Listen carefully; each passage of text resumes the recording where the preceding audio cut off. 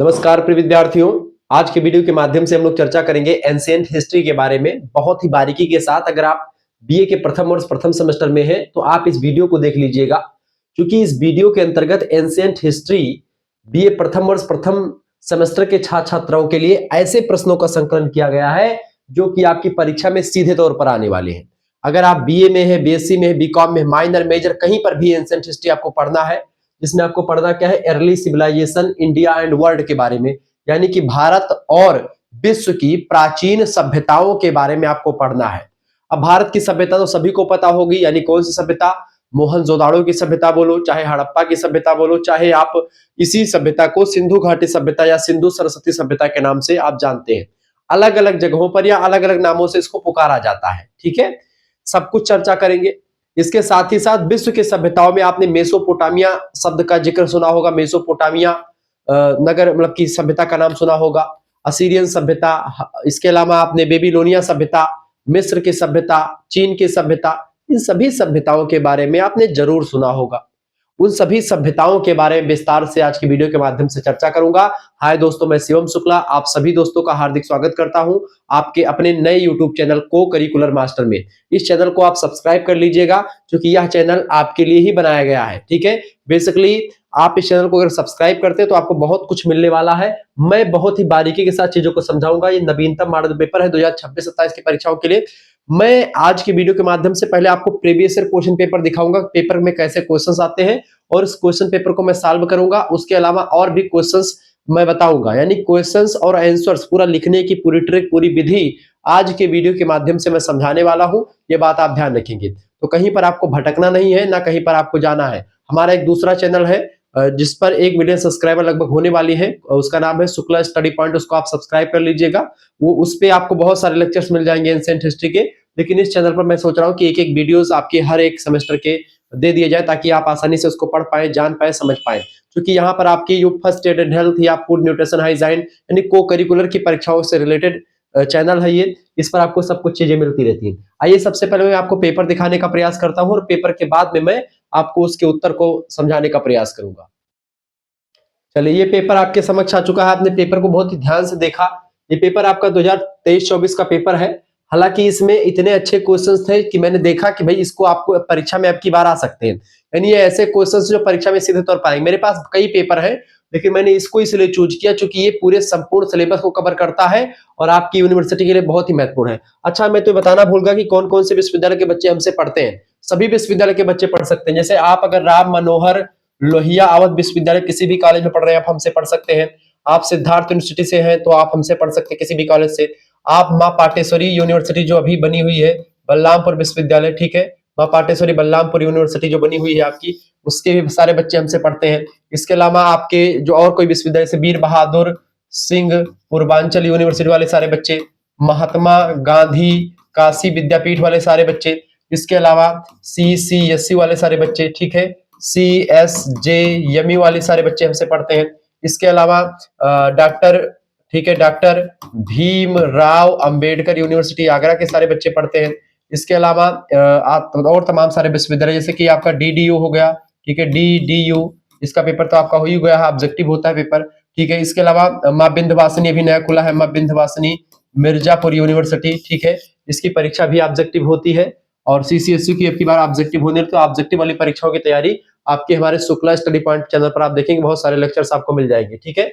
इसके अलावा आपका और भी तमाम सारे जो लेक्चर्स हैं, जैसे कि आपका और विश्वविद्यालय हो गए, जैसे कि आपका मां शाकुंभरी सहारनपुर यूनिवर्सिटी, MJPRU बरेली, ठीक है, MJPRU बरेली रोहिलखंड विश्वविद्यालय के बच्चे सारे पढ़ते हैं, ठीक है। राजा महेंद्र प्रताप सिंह स्टेट यूनिवर्सिटी के सारे बच्चे पढ़ सकते हैं। इसके अलावा आपके और जो भी विश्वविद्यालय बच रहे, प्रोफेसर रज्जू भैया यूनिवर्सिटी, ठीक है, रज्जू भैया यूनिवर्सिटी के सारे बच्चे पढ़ते हैं। इसके अलावा लखनऊ विश्वविद्यालय के बच्चे हमसे पढ़ सकते हैं। इसके अलावा आपका BHU मतलब जो भी जहां पर भी आपको एंशिएंट अर्ली सिविलाइजेशन इंडिया के बारे में पढ़ना है, इंडिया एंड वर्ल्ड के बारे में, सब कुछ आप पढ़ सकते हैं। सभी सब्जेक्ट को मैं पढ़ाता हूँ, कोई एक सब्जेक्ट नहीं पढ़ाता हूँ, सारे सब्जेक्ट का आपका लेक्चर मिलता है। LU के बच्चे पढ़ सकते हैं। इसके अलावा आपका और भी कई विश्वविद्यालय हैं, जैसे कि आपका जननायक चंद्रशेखर बलिया JNCU जो बलिया विश्वविद्यालय है आपका, ठीक है, बलिया विश्वविद्यालय के बच्चे सारे पढ़ सकते हैं। यानी सभी ओवरऑल सभी विश्वविद्यालय के बच्चे जो उत्तर प्रदेश, बिहार के, राजस्थान, झारखंड, इन सभी जहां पर हिंदी भाषी प्रदेश है वहां तक के सिलेबस को मैं कवर करता हूं, अधिकतर चीजों को बताता हूं। ठीक है, तो 2 घंटे का आपका पेपर होता है। Early civilisation of India and world, ठीक है, इसके बारे में आपको चर्चा करनी है। तो खंड आ से आप सभी को पता होगा अति लघु उत्तरीय प्रश्न आते हैं, खंड बा से लघु उत्तरीय, खंड सा से दीर्घ उत्तरीय टाइप के क्वेश्चंस पूछे जाते हैं, सब कुछ बताऊंगा। सबसे पहले हम खंड आ के बारे में चर्चा करते हैं, very short answer type questions, अति लघु उत्तरीय प्रश्न। आपसे कहा जाएगा all parts of this questions give answer of each questions in about 50 words, यानी 50 शब्दों में आपको उत्तर लिखना है और सभी प्रश्नों के उत्तर आपको लिखना है यहाँ पर। ठीक है, कितने प्रश्न बेटा? सभी प्रश्नों के उत्तर आपको यहाँ पर लिख देना है, ये बात आप ध्यान रखेंगे। ठीक है, और बहुत ही बारीकी के साथ चीजों को यहाँ पर हम समझाने का प्रयास करेंगे। 50 शब्दों में आपको उत्तर लिखना है और यहाँ पर 10 क्वेश्चंस आपके अति लघु उत्तर दिए हुए हैं जो कि बहुत ही महत्वपूर्ण है। इन 10 प्रश्नों का उत्तर मैं आपको बताऊंगा अभी इसके बाद में। ठीक है, पहले आप प्रश्नों को देख लें, पूरा प्रश्न पत्र देख लें। What is called father of Indian archaeology, यानी भारतीय पुरातत्व का जनक किसे कहा जाता है? बढ़िया क्वेश्चन है। दूसरा क्वेश्चन आप देखेंगे, दूसरा प्रश्न महोदय, हु कंपाइल्ड वेदास, यानी वेदों का संकलन किसने किया था? बढ़िया प्रश्न है। अगला क्वेश्चन है what was main livelihood of Rigveda Aryans, यानी कि ऋग्वैदिक आर्यों की प्रमुख आजीविका क्या थी, इसके बारे में बताएं। वही चौथा प्रश्न आपसे पूछा गया था वेयर इज हड़प्पा लोकेटेड, यानी हड़प्पा कहाँ स्थित है, इसकी लोकेशन बताएं। ठीक है, इसके अलावा अगला क्वेश्चन है what is the meaning of Mesopotamia, Mesopotamia का क्या अर्थ है? मेसोपोटामिया का मतलब होता है 2 नदियों के बीच की भूमि, दजला और फरात 2 नदियों के बीच की भूमि है मेसोपोटामिया, इसीलिए इसका नाम पड़ा मेसोपोटामिया। 2 नदियों के बीच की भूमि का को मेसोपोटामिया कहते हैं। मोहनजोदाड़ो का शाब्दिक अर्थ क्या होता है? मृतकों का टीला। मेसोपोटामिया का मतलब होता है 2 नदियों के बीच का इलाका या क्षेत्र। ठीक है, आगे देखते हैं। In which continents the Egypt is located, मिस्र किस महाद्वीप में स्थित है? तो यह जाहिर सी बात है अफ्रीका महाद्वीप में स्थित है मिस्र। ठीक है, मिस्र एक देश है और नील नदी यहीं पर बहती है, नील नदी का ही वरदान है मिस्र। ठीक है, मिस्र में कुछ नहीं था, उजड़ बंजर खांजड़ एकदम से पूरा था, लेकिन नील नदी के यहाँ बहने से यहाँ पर एक प्रकार से लोगों का जमावड़ा इकट्ठा हुआ, एक सभ्यता विकसित हुई। ठीक है, इसीलिए मिस्र को नील नदी का वरदान कहा जाता है। Who is the main deity of Atenism, यानी कि एटनवाद, एटनवाद का मुख्य देवता कौन है? एटनवाद का मुख्य देवता की अगर बात की जाए, इसके बारे में हम विस्तार से चर्चा करेंगे। अगला क्वेश्चन है who is called father of history, इतिहास का जनक किसे कहा जाता है? हेरोडोटस नाम का एक विद्वान है, उसको इतिहास का जनक कहा जाता है। वो एक प्रकार से इतिहास के पिता है, ये बात ध्यान रखेंगे। हेरोडोटस, उनकी एक पुस्तक है हिस्टोरिका जो कि बड़ी फेमस है। अगला क्वेश्चन है in which Vedas the Gayatri hymns is mentioned, यानी गायत्री मंत्र का उल्लेख किस वेद में मिलता है? तो ऋग्वेद के 10वें मंडल में गायत्री मंत्र का उल्लेख मिलता है, ये बात आप ध्यान रखेंगे। ठीक है, आगे देखते हैं। 10वां क्वेश्चन आपका आ चुका, how many sections are the code of Hammurabi, Hammurabi की विधि संहिता में कितनी धाराएं हैं? प्रश्न बड़ा ही जबरदस्त पूछा गया है, ये बात आप ध्यान रखेंगे। चले, तो हाउ मेनी जो है sections are in the code of Hammurabi, Hammurabi की जो विधि संहिता है, कानून को लेकर के सबसे पहले लिखित किताब जो रखी है हम्बुराबी, किताब नहीं कह सकते, कई जगहों पर इसने लिखवा दिया था नियम कायदे पूरा, हम्बुराबी हुआ पहला व्यक्ति था। ठीक है, तो उसके बारे में चर्चा करेंगे। सेक्शन बी अब आएगा आपका लघु उत्तरीय प्रश्न। यहाँ से आपको 3-4 क्वेश्चंस करने होते हैं, किन्हीं 3 प्रश्नों के उत्तर दीजिए, प्रत्येक प्रश्न का उत्तर लगभग 200 शब्दों में आपको देना है। ठीक है, चलिए 200 या 150 शब्द में आपको देना होता है, कोई ज्यादा इंपॉर्टेंट नहीं कि भाई 4-4, 5-5 पेज में लिखना है, मुश्किल से 2 पेज या 3 पेज में आप लिख सकते हैं। Give a brief introduction of Vedang literature, Vedang साहित्य का संक्षिप्त परिचय दीजिए। बढ़िया क्वेश्चन है। अगला क्वेश्चन आपका आ चुका, describe the extent of Indus Saraswati civilisation, Sindhu Saraswati सभ्यता के विस्तार का वर्णन कीजिए, कि किस तरीके से इसका विस्तार रहा होगा। सब कुछ मैं बताऊंगा, बहुत ही बारीकी के साथ समझाऊंगा। अगला प्रश्न है write a short note on interconnection of Vedic culture with Indus Saraswati civilisation, यानी सिंधु सरस्वती सभ्यता के साथ वैदिक संस्कृति के अंतर संबंध पर प्रकाश डालिए। ये भी प्रश्न आपका बड़ा फेमस है। वही अगला क्वेश्चन आप देखेंगे, अगला प्रश्न आपका आ चुका है 5वां नंबर। प्रश्न है give a brief account of moral values depicted in the epic Ramayana, यानी रामायण महाकाव्य में वर्णित नैतिक मूल्यों का संक्षिप्त परिचय दीजिए। वहीं पर अगला क्वेश्चन आपका आ चुका है discuss the contribution of river valley in the origin of ancient civilisation, प्राचीन सभ्यताओं के उदय में नदी घाटियों के योगदान की विवेचना कीजिए। बढ़िया प्रश्न है। वहीं पर अगला क्वेश्चन आपसे पूछा गया था, write a short note on ziggurat of Sumerian civilisation. Sumerian सभ्यता के जिगुरत पर एक संक्षिप्त टिप्पणी लिखी। जिगुरत का मैं चित्र भी आपको दिखाऊंगा। अगला क्वेश्चन आपका आ चुका है 8वां number, why Nile river is called a boon of Egypt. नील नदी को मिस्र का वरदान क्यों कहा जाता है? बढ़िया क्वेश्चन से हमेशा प्रश्न आता है। What do you know about Confucius, यानी कन्फ्यूशियस के बारे में आप क्या जानते हैं? ये सारे क्वेश्चंस आपकी परीक्षा के लिए मोस्ट इंपोर्टेंट क्वेश्चंस है, ये लघु उत्तरीय के क्वेश्चंस है। अब आइए हम चर्चा करते हैं दीर्घ उत्तरीय प्रश्न के बारे में, आपको कौन कौन से प्रश्न पूछे जा सकते हैं। देखिए सेक्शन सी दीर्घ उत्तरीय प्रश्न की अगर बात की जाए तो आप देखेंगे 500 शब्दों में उत्तर लिखना होता है, 2 या 1 प्रश्न करने होते हैं यहाँ से आपको। प्रश्न है आपका, write a short is essay on global connectivity यानी of Indus Saraswati civilisation. Sindhu Saraswati सभ्यता के वैश्विक संपर्क पर एक संक्षिप्त निबंध लिखिए, यानी विश्व के अन्य सभ्यताओं के साथ इसका क्या संबंध रहा, इसके बारे में बताना है। अगला क्वेश्चन आपका आ चुका, throw light on the social and religious life of Sumerian civilisation. Sumerian सभ्यता के सामाजिक और धार्मिक जीवन पर प्रकाश डालिए। वहीं पर अगला क्वेश्चन आपसे पूछा जा सकता है परीक्षा में, इन सभी प्रश्नों का उत्तर मैं बताऊंगा, परेशान ना हो। Describe the main characteristics of the ancient Egyptian religion, यानी प्राचीन मिस्र के धर्म की प्रमुख विशेषताओं का वर्णन कीजिए। अगर और लास्ट प्रश्न था आपका, describe the life and teachings of Confucius. Confucius के जीवन वृत्त और शिक्षाओं का वर्णन कीजिए। ये सारे प्रश्न आपसे पूछे गए थे, इनको बहुत ही बारीकी के साथ विस्तार से हम जानने का प्रयास करते हैं। आइए एक एक प्रश्नों का पोस्टमार्टम करते हुए आगे बढ़ते हैं। चलिए अब मैं इस पेपर को सॉल्व करता हूं। Ancient history BA first semester का ये पेपर है। आइए इसको सॉल्व करने का प्रयास। सबसे पहले अति लघु उत्तरीय प्रश्न आपसे पूछे गए थे। प्रश्न पहला आपसे क्या पूछा गया था, भारतीय पुरातत्व का जनक किसे कहा जाता है? भारतीय पुरातत्व का जनक किसे कहा जाता है? अब आइए इसको हम विस्तार से डेप्थ में अध्ययन करते हैं। ये अति लघु उत्तरीय का प्रश्न लिखिएगा। देखिए उत्तर लिखेंगे आप सभी लोग इसी शैली में उत्तर लिखने का आपको बहुत ही बढ़िया तरीके से। सर अलेक्जेंडर कनिंघम को भारतीय पुरातत्व का जनक कहा जाता है, यानी कि सर अलेक्जेंडर कनिंघम को क्या कहते हैं? इनको हम पुरातत्व का, भारतीय पुरातत्व का जनक कहा जाता है। किसको? अलेक्जेंडर कनिंघम को।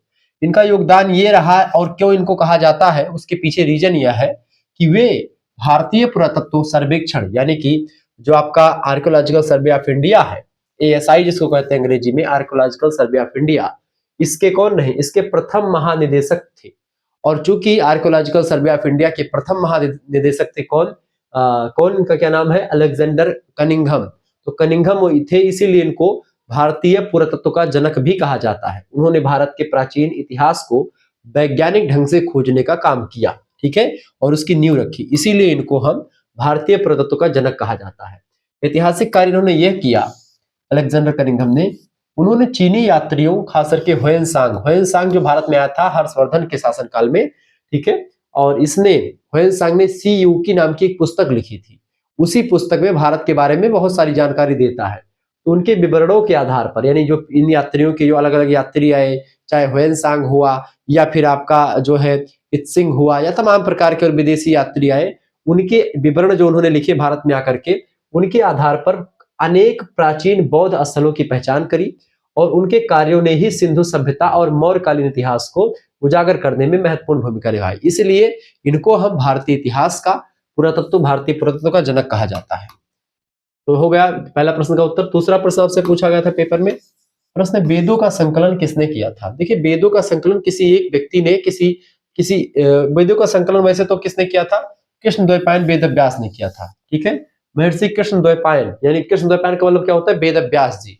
इनका पूरा नाम था कृष्णद्वैपायन वेद व्यास। उन्होंने वेदों का संकलन किया, चारों वेदों का। लेकिन वेदों का, इसीलिए इनको वेद व्यास कहते हैं। तो कहीं ना कहीं पे आप देखेंगे जो कृष्णद्वैपायन वेद व्यास हैं, इन्होंने वेदों का संकलन किया था। लेकिन वेद जो रचना है बेटा, ये अपौरुषीय रचना है। इसको किसी पुरुष ने नहीं लिखा है, ये देवताओं के मुख से निकले हुए हैं शब्द। उनको ऋषियों ने सीखा, ऋषियों से उनके शिष्यों ने सीखा। इस तरीके से श्रुति परंपरा में वेद जो है एक पीढ़ी से दूसरी पीढ़ी में हस्तांतरित होता चला गया। यानी वेद की अगर बात करें, वेद की संख्या कितनी है? 4 वेद है, 4 पुरुषार्थ भी है, और 4 आश्रम भी है, 4 अवस्थाएं भी होती हैं, ठीक है। ये बात आप ध्यान रखेंगे। तो 4 जो एक प्रकार से वेद है, इनमें सबसे पुराना वेद है ऋग्वेद, फिर उसके बाद में यजुर्वेद, फिर सामवेद और फिर अथर्ववेद। ऋग्वेद में देवताओं के मंत्रों का उल्लेख है, आवाहन का उल्लेख है, पूरा का पूरा तमाम सारे मंत्र लिखे हैं, जैसे ओम आनो भद्रा क्रताओ यंतो विश्वतो आब्धासो अपरीतासा उद्भिदाः स्वस्ति न इंद्रो विधस्रवाः स्वस्ति न पूषा विश्ववेदाः स्वस्ति नस्तारिक्षो आरिष्टनेमिः स्वस्ति नो बृहस्पतिर्दधातुः। ऐसे और सारा मंत्र ऐसे लिखा हुआ है। अब उसी में पुरुष सूक्त है एक, उसी पुरुष सूक्त में आप देखते हैं ब्रह्मणो अस्य मुखमासीद बाहुराज्यान्याकृतः उरुतदस्य वैश्याः पदभ्याम शूद्रो अजयताः। ब्राह्मण की उत्पत्ति मुखमंडल से, भुजाओं से क्षत्रियों की, जंघों से वैश्य की और पैरों से शूद्र की उत्पत्ति। ऐसे ही देवताओं की उत्पत्ति हुई है, कैसे? पुरुष, उस विराट पुरुष से। कौन से? चंद्रमा मनसो जातः चक्षु सूर्यो अजायतः। चंद्रमा की उत्पत्ति मन से, चक्षु से सूर्य की उत्पत्ति, ऐसे तमाम देवताओं की उत्पत्ति भी बताई गई है। ठीक है, उसी में गायत्री मंत्र का भी उल्लेख ऋग्वेद में ही किया गया है। ऋग्वेद के 3 या 10वें मंडल के आसपास उसी में किया गया। अभी मैं चर्चा करूंगा। तो जो वेद है बेटा, ये किसी एक व्यक्ति ने लिखा नहीं है, इसको श्रुति परंपरा में, चूंकि जब वेदों को बताया गया तो उस समय लिखने का विकास नहीं हुआ था, ठीक है, लिपि का विकास नहीं हुआ था, तो इसको पहले श्रुति परंपरा में सुन सुन करके लोग याद करते थे। ठीक है, और उसके बाद में जब वह प्रचलन, मतलब लिपि का प्रचलन हुआ, लिखने का विकास हुआ, तब उसको लिपिबद्ध किया गया, उसको संकलित किया गया महर्षि वेदव्यास के द्वारा। ठीक है, विभाजन, उन्होंने वेदों के विशाल ज्ञान को व्यवस्थित कर उन्हें 4 भागों में बांटा। किसने? कृष्णद्वैपायन वेदव्यास ने। ऋग्वेद, यजुर्वेद। यजुर्वेद में क्या है बेटा? यजुर्वेद में यज्ञ की कुंड कैसे बनाना है, यज्ञ कैसे करना है, करवाना है, कौन अधिकारी है कौन नहीं है, पूरा कर्म कांड आपको यजुर्वेद में मिल जाएगा। सामवेद में संगीत के बारे में पूरा जानकारी है, संगीत का, ऐसे जितने भी संगीत है भारत में वो सब यहीं से निकले हैं। संगीत शास्त्र का जनक कहा जाता है सामवेद को। अथर्ववेद, अथर्ववेद में क्या है? जादू, टोना, टटका, सब के बारे में बहुत ही बारीकी के साथ इसमें बताया गया है। इसमें ना केवल जादू, टोना, टटका के बारे में बताया गया है, बल्कि जो तमाम प्रकार की तांत्रिक शक्तियां उक्तियां हैं, सब कुछ इसमें आपको मिल जाएगा। इसके साथ ही साथ अथर्ववेद में जैसे कौन सी वनस्पति अगर आप ग्रहण करते तो कौन सा रोग आपका खत्म होगा, यानी आयुर्वेद आप देखते हैं अथर्ववेद से ही निकला है। तो जिस कारण उन्हें वेदव्यास कहा गया। वेदव्यास इनको वेदों का संकलन किया और वेदों को 4 भागों में बांटा और अच्छे तरीके से उसको व्यवस्थित किया। महत्व इनका यह है कि महर्षि व्यास ने प्राचीन मौखिक ज्ञान को संहिताबद्ध किया, यानी लिखा, ताकि इसे आगे आने वाली पीढ़ियों के लिए सुरक्षित रखा जा सके। उन्हें महाभारत का रचयिता भी माना जाता है। महाभारत जो दुनिया का सबसे विशाल महाकाव्य है, उसको भी कृष्णद्वैपायन वेदव्यास जी ने ही लिखा था। ठीक है, ये हो गया दूसरा प्रश्न। तीसरा क्वेश्चन आप देखेंगे महोदय, तीसरा प्रश्न आपका आ चुका है। प्रश्न क्या है? वो ऋग्वैदिक आर्यों की प्रमुख आजीविका क्या थी? ऋग्वैदिक आर्यों की प्रमुख आजीविका के बारे में बताएं। देखिए, ऋग्वैदिक आर्यों की आजीविका का मुख्य आधार पशुपालन हुआ करता था, जबकि कृषि उनका दूसरा प्रमुख व्यवसाय हुआ करता था। तो कृषि क्या था बेटा? उनका प्रमुख दूसरा व्यवसाय था, और पशुपालन जो था, पशुपालन और कृषि किया करते थे। ठीक है, कौन? ऋग्वैदिक आर्य। तो ऋग्वैदिक आर्य की जो है प्रमुख आजीविका, आजीविका उनकी किससे चलती थी? पशुपालन से और कृषि करके। पशुपालन का महत्व अगर बात करें, आर्यों के जीवन में गाय का स्थान सर्वोपरि था। ऋग्वेद में गाय की चर्चा 176 बार हुई है, और गाय शब्द को ऋग्वेद में अघन्या कहा गया। अघन्या मतलब कि जिसका वध ना किया जा सके। गाय को मारने पर बड़ा पाप लगता था, आज भी लगता है। अगर आपके गांव में किसी ने गाय का वध कर दिया है, गाय को मार दिया है, लोग उनके यहाँ पर खाना तक नहीं खाते हैं, लोग उनका सामाजिक बहिष्करण कर देते हैं। आज भी भारतीय ग्रामों में आपको ऐसी परंपरा देखने को मिलती। हमारे गांव में भी है कि अगर किसी ने गाय को मार दिया, किसी ने सांड को मार दिया, बैल को मार दिया, तो उसके यहाँ पर लोग खाना तक नहीं खाते हैं कि तुमको हत्यारी लग गई है, अब तुम जाकर के पूरा जितना प्रोसेस है हत्यारी वाला उसको निभाओ, तब जाकर के तुमको मोक्ष मिल, तब जाकर के तुम्हारे यहाँ लोग खाएंगे। वो भी कुछ लोग खाएंगे, कुछ लोग नहीं खाएंगे। ठीक है, तो गाय का स्थान जो है सर्वोपरि माना गया है बेटा। गाय शब्द को ऋग्वेद में 176 बार जो है गाय शब्द की चर्चा की गई है। संपत्ति और युद्ध, गविष्टि का मुख्य कारण भी गाय था। गाय के, जिसके पास ऋग्वैदिक कालीन सभ्यता में जिसके पास जितनी गायें होती थी, उसके पास उतना ही धन होता था, ऐसा माना जाता है। ठीक है, ये बात ध्यान रखेंगे। अन्य साधन की बात किया है तो वे जौ के बारे में जानते थे। जौ को यौ कहा करते थे। जौ या यौ की खेती करते थे ऋग्वैदिक आर्य। शिकार भी करते थे, बढ़ई, गिरी और बुनकर जैसे व्यवसायों से भी ये लोग अपनी आजीविका चलाया करते थे। ठीक है, उनका जीवन मुख्यतः ग्रामीण और कबीलाई जीवन था, जो कहीं पर चारे पानी की खोज में इकट्ठा भी रहता था और कभी कभी स्थानांतरण भी करता रहता था। अगला क्वेश्चन, हड़प्पा कहाँ स्थित है? इसको जानने से पहले हम आपको बता दो कि अगर आपको हमारे ग्रुप से जुड़ना है, शुक्ला डिपार्टमेंट का पूरा कोर्स ज्वाइन करना है, तो आप जुड़ सकते हैं 9984 039 139 पर आप एसएमएस कर दीजिएगा। ये नंबर है आपका, इस नंबर पर एसएमएस करेंगे क्या, अपना नाम, अपने यूनिवर्सिटी का नाम, अपने सब्जेक्ट के नेम और आप किस सेमेस्टर, अपने सेमेस्टर का नाम लिख करके भेज दीजिएगा। फर्स्ट एंड सेकंड दोनों सेमेस्टर के इस समय कोर्स की वैल्यू मात्र और मात्र 150 रुपए है। जिन बच्चों को जुड़ना है वो जुड़ सकते हैं। नहीं, फर्स्ट सेमेस्टर का आपका पूरा पेपर तो चल ही रहा है इस समय, तो फर्स्ट सेमेस्टर का पूरी तैयारी आपकी हो जाएगी और देन आपका सेकंड सेमेस्टर जो होगा बेटा, उसकी 6 महीने तक की पूरी तैयारी आपको इसमें मिल जाएगी। इस ग्रुप में, व्हाट्सएप ग्रुप में आपको बहुत ही कहीं पर भटकना नहीं पड़ेगा। तो फर्स्ट सेमेस्टर का पीडीएफ आपका पूरा और वीडियो लेक्चर्स प्लस में सेकंड सेमेस्टर दोनों का आपको मिल जाएगा मात्र 150 रुपए फीस खर्च करने पर। ठीक है, लेकिन जो बच्चा चाहता है गुरुजी हम केवल फर्स्ट सेमेस्टर का ही लेंगे, तो फर्स्ट सेमेस्टर की फीस 100 रुपए है। यानी 100 रुपए अगर आप जमा करते तो आपको बीए के जैसे आपका ancient history, geography, political science, Hindi, Sanskrit, समाज शास्त्र, शिक्षा शास्त्र, अर्थशास्त्र, ठीक है, मनोविज्ञान जैसे सब्जेक्ट की आपको पीडीएफ मिल जाएगी। इसमें एक बात और है कि इसमें फूड, न्यूट्रिशन, हाइजाइन, ठीक है, and first aid and health, ठीक है, फर्स्ट एड एंड हेल्थ, इनकी भी आपकी पीडीएफ मिल जाएगी। तो फूड, न्यूट्रिशन, हाइजाइन या फर्स्ट एड एंड हेल्थ, इन सभी का पीडीएफ आपको यहाँ पर मिल जाएगा अगर आप हमारे साथ जुड़ते हैं तो। ठीक है, यानी 5-5 प्रैक्टिस सेट दोनों की आपको मिल जाएंगे, फर्स्ट एड एंड हेल्थ के भी और फूड, न्यूट्रिशन, हाइजाइन के भी। ये आपके लिए एक बहुत ही सुनहरा अवसर है, जिनको भी जुड़ना है जुड़ सकते हैं। फर्स्ट सेमेस्टर के कोर्स में ये सब मिलेगा आपको, लेकिन सेकंड सेमेस्टर भी आपको 6 महीने का इंक्लूड कर दिया जाएगा जब आप 150 रुपए फीस पेमेंट करेंगे। यानी मात्र 50 रुपए और पेमेंट करके आप सेकंड सेमेस्टर पूरा 6 महीने तक का ग्रुप ज्वाइन कर सकते हैं सभी सब्जेक्ट का। ये मेरे हिसाब से आपके लिए फायदेमंद होगा, जिनको जुड़ना है वो जुड़ सकते हैं। इसमें आपको सभी मेजर, माइनर, को करिकुलर सभी सब्जेक्ट की तैयारी ऑब्जेक्टिव लिखित दोनों टाइप की करवाई जाएगी, ये बात आप ध्यान रखेंगे। और अधिकतर विश्वविद्यालय का सेकंड सेमेस्टर का पेपर ऑब्जेक्टिव होने वाला है, तो उसके लिए बेहतर तैयारी आपके लिए मैं करवाऊंगा। ठीक है, ऑब्जेक्टिव कम से कम आपके 5-5, 10-10 प्रैक्टिस सेट आपके करवा दूंगा, जिससे आपको कहीं पर भटकना नहीं पड़ेगा। ये आपका हो गया भैया बहुत ही जबरदस्त तरीके से मैंने आपको जो बताया कि भाई ऐसे से आप जुड़ सकते हैं। ये जो पीडीएफ आपके पीछे चल रही पूरा पेपर सॉल्व और पेपर भी दिखाऊंगा, सॉल्व पेपर भी इसका, तो पूरा सोल्यूशन और ऐसे तमाम प्रकार की चीजें मैं सॉल्व करवाता रहता हूं, तो वो सब चीजें आपको मिल जाएंगी जब आप हमारे साथ जुड़ते हैं। ठीक है, यानी कि कई सारे प्रैक्टिस सेट, एंशिएंट हिस्ट्री के हर एक यूनिट के पीडीएफ नोट्स, आपको सब कुछ मिल जाएगा। आपको फर्स्ट सेमेस्टर का भी ऐसे सेकंड सेमेस्टर का सारा आपको मैं व्यवस्थित करूंगा। ठीक है, तो घबराने की कोई जरूरत नहीं है, बहुत ही बारीकी के साथ हमारे साथ जुड़े रहे और चीजों को समझते रहे, जानते रहे। ठीक है, आप सभी विश्वविद्यालय के बच्चे हमसे जुड़ सकते हैं। ये फीस कैसे जमा करनी है, आपको जैसे एसएमएस करेंगे आपके पास एक क्यूआर कोड भेजा जाएगा। उसी क्यूआर कोड पर आपको अगर एक सेमेस्टर का केवल जुड़ना है तो 100 रुपए, और केवल फर्स्ट एंड सेकंड दोनों का जुड़ना है तो 150 रुपए फीस जमा करनी है। केवल सेकंड सेमेस्टर के लिए भी 100 रुपए फीस है, केवल फर्स्ट सेमेस्टर के लिए भी 100 रुपए फीस है।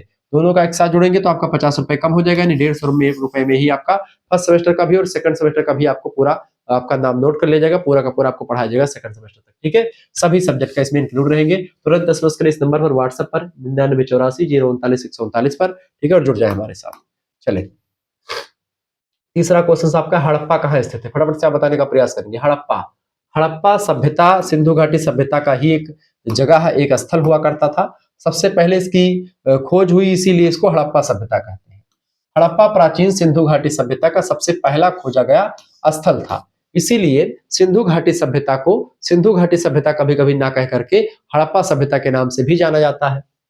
वर्तमान स्थिति की अगर बात की हड़प्पा की, हड़प्पा नगर की, तो भौगोलिक दृष्टि से अगर देखें तो यह वर्तमान पाकिस्तान के पंजाब प्रांत के साहिवाल जिले में स्थित है। यानी पाकिस्तान में एक जिला पड़ता है पंजाब, मतलब पंजाब एरिया है, प्रांत है, जैसे प्रदेश है, तो पंजाब प्रांत का एक जिला पड़ता है साहिवाल जिला।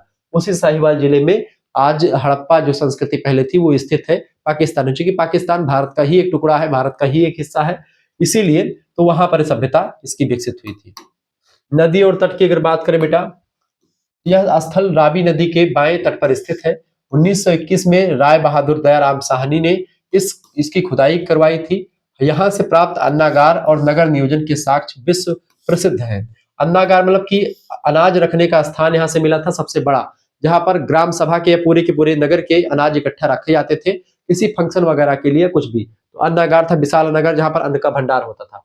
नगर नियोजन का बड़ा जबरदस्त था। सड़कें जो होती थी ग्रिड प्रणाली पर थी, नालियां ढकी हुई होती थी, स्वच्छता का विशेष ध्यान रखा जाता था और पक्की ईंटों का प्रयोग होता था। मोहनजोदाड़ो जो मिला है शहर, वो भी पाकिस्तान का ही है। वहां पर भी आप देखते हैं विशाल स्नानागार मिला है, वहां पर नहाने का एक ग्रेट बॉथ मिला है, जहां पर बहुत सारे लोग एक साथ नहा सकते थे। ठीक है, स्विमिंग पूल टाइप का, ये बात ध्यान रखिए। तो इस तरीके से हड़प्पा सभ्यता की स्थिति मैंने आपको बता दी। पांचवा क्वेश्चन है, मेसोपोटामिया का क्या अर्थ है। मेसोपोटामिया, दो नदियों के बीच के इलाका मेसोपोटामिया के नाम से जाना जाता है, ये बात आप ध्यान रखेंगे। तो लिखेंगे मेसोपोटामिया शब्द यूनानी भाषा के दो शब्दों से मिलकर के बना। पहला शब्द है मेसो, मेसो माने होता है बीच में यानी मध्य में, ठीक है। और पोटामोस दूसरा शब्द है। तो मेसो और पोटामोस दो शब्दों से मिलकर के बना है मेसोपोटामिया। मेसो माने होता है मध्य और पोटामोस मतलब क्या होता है बेटा, पोटामोस का मतलब होता है आपका नदी, ठीक है। यानी कि दो नदी के बीच का इलाका मेसोपोटामिया के नाम से जाना गया, ठीक है। शाब्दिक अर्थ इसका होगा, इसका अर्थ है कि दो नदियों के बीच की भूमि को मेसोपोटामिया कहा गया। दो नदियां कौन कौन सी थी जो मेसोपोटामिया के आसपास आपको मिलती हैं?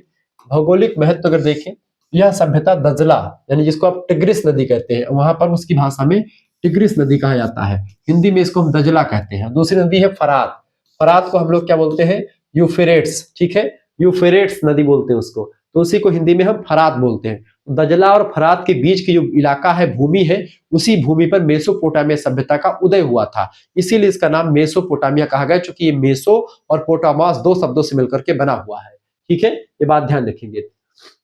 इन दो नदियों के बीच का इलाका हमेशा उपजाऊ क्षेत्र होता है और वहीं पर जनसंख्या ज्यादा बढ़ती है। जैसे गंगा यमुना का दुआब क्षेत्र, दो नदियों के बीच के इलाकों को दुआब का एरिया भी कहते हैं। दुआब माने दो नदियों के बीच का इलाका, जो काफी उपजाऊ क्षेत्र होता है, ठीक है। नदियों के बीच के अत्यंत उपजाऊ क्षेत्र में विकसित हुई मेसोपोटामिया की सभ्यता।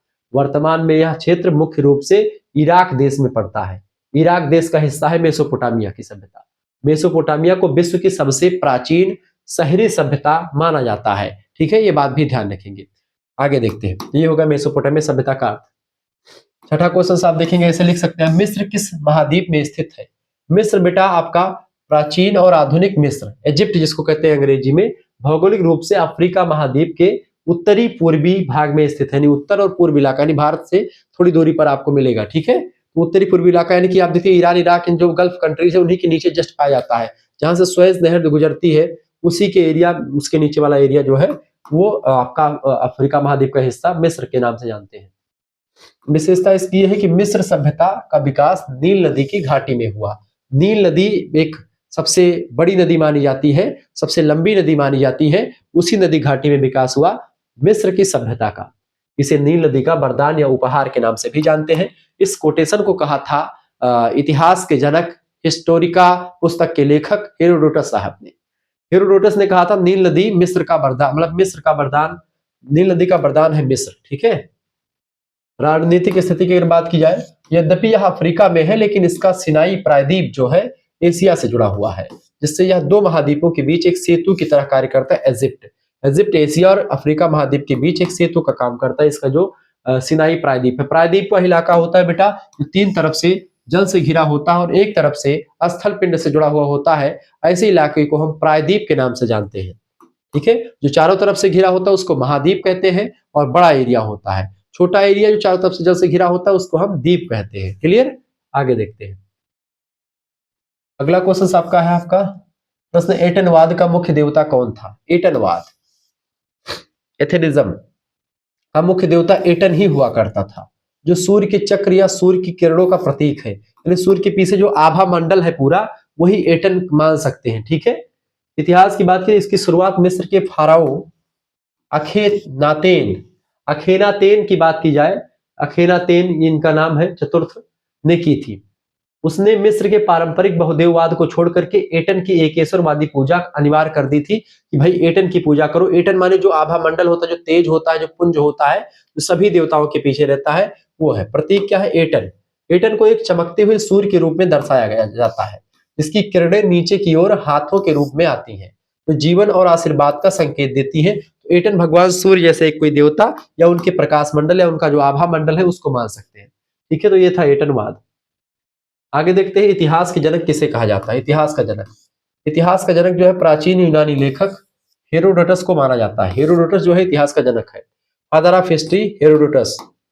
इसका कारण यह है कि उसने सबसे पहले ऐतिहासिक घटनाओं को व्यवस्थित और तर्कसंगत रूप में संकलित करने का प्रयास किया था अपनी पुस्तक हिस्टोरिका में, ठीक है। प्रसिद्ध रचना इसकी है, उनकी प्रसिद्ध पुस्तक का नाम है हिस्टोरिका, जिसमें उन्होंने यूनान और फारस यानी यूरान के युद्धों का विस्तृत विवरण दिया है। उनके लेखन ने इतिहास को एक स्वतंत्र विषय के रूप में पहचान दी, इसीलिए इनको इतिहास का जनक कहा जाता है, क्योंकि इतिहास का व्यवस्थित वर्णन जो है सबसे पहले भाई साहब ने किया, मतलब कि हेरोडोटस ने किया। अगला क्वेश्चन है, गायत्री मंत्र का उल्लेख किस वेद में है? गायत्री मंत्र सभी लोगों को पता है। ओम भूर्भुवः स्वाहा तत्सवितुर्वरेण्यं भर्गो देवस्य धीमहि धियो यो नः प्रचोदयात्। ये इदम गायत्री इदम, ये गायत्री मंत्र है। गायत्री कोई देवी नहीं है, गायत्री एक आभा मंडल है, एक तेज है। तो गायत्री पुंज है जो सूर्य भगवान के तेज है। किसी भी देवी देवताओं के तेज को हम गायत्री कह सकते हैं। गायत्री हर देवी देवताओं की एक प्रकार से साथ में मान सकते रहती है। भगवान सुविश्वानि देव सावित्य दूररितानि यत्र पाराशो यद्भद्रम तन्न आशुः। ठीक है, तो ये गायत्री मंत्र का उल्लेख विश्व के सबसे प्राचीन ग्रंथ ऋग्वेद में मिलता है। ऋग्वेद दुनिया का सबसे प्राचीन ग्रंथ है। मंडल और रचयिता, यह ऋग्वेद के तीसरे मंडल में संकलित है और इसके रचयिता महर्षि विश्वामित्र जी माने जाते हैं। ठीक है, गायत्री मंत्र के रचयिता कौन है? विश्वामित्र जी हैं और ऋग्वेद के तीसरे मंडल में गायत्री मंत्र का उल्लेख किया गया है। गायत्री एक छंद का भी नाम है। महत्व, यह मंत्र सूर्य देव यानी सविता को समर्पित किया गया है। भगवान सूर्य का मंत्र है बेसिकली। गायत्री कोई देवी नहीं है बेटा, मैं फिर से बता रहा हूं आपको। लोग गायत्री देवी को फोटो बना करके पूजा करते हैं, हालांकि वो बहुत अच्छी बात है, लेकिन गायत्री कोई देवी नहीं है। गायत्री एक सूर्य भगवान को प्रतीक मान करके उनके आभा मंडल, उनका जो तेज होता है, यानी किसी भी देवी देवताओं का जो तेज है वो गायत्री ही है। ठीक है, यानी गायत्री क्या है? एक तेज पुंज है जो सकल संसार को प्रकाशमान करती है, सकल संसार को कहीं ना कहीं पे उजाला देती है। ठीक है, वो गायत्री है। यह मंत्र सूर्यदेव यानी सविता को समर्पित है। ऋग्वेद का यह सबसे पवित्र मंत्र माना जाता है, जो आज भी हिंदू धर्म में अत्यधिक श्रद्धा के साथ जपा जाता है। ठीक है, ये बात ध्यान रखेंगे। अगला क्वेश्चन से, हम्बुराबी की विधि संहिता में कितनी धाराएं हैं?